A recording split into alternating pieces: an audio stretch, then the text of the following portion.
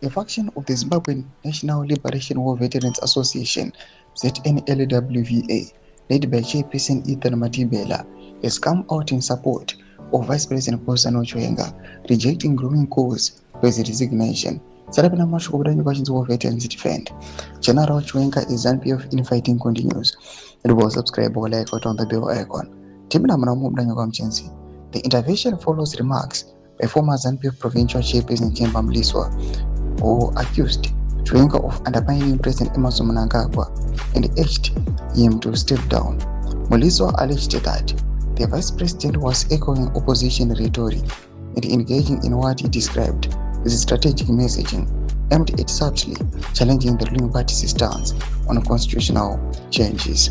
For one so close to the president to resort to this is diplomatically gross and strategically poor, Mliswa said he should resign and then canvass for support elsewhere if he disagrees with the direction of the party.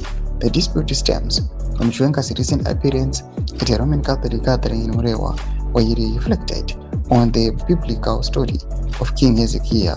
In the account, the king is warned of his impending death, but after prayer, is granted 15 more years of life. Yes, that later come with unintended consequences. Political observers have interpreted the message as a subtle critique of efforts to amend the constitution, which some believe would extend Mnangagwa's tenure. Responding to the backlash, Matibela dismissed the calls for resignation, describing them as baseless and inconsistent with constitutional principles. He stressed that the constitutional rights apply equally to all citizens, including those in high office.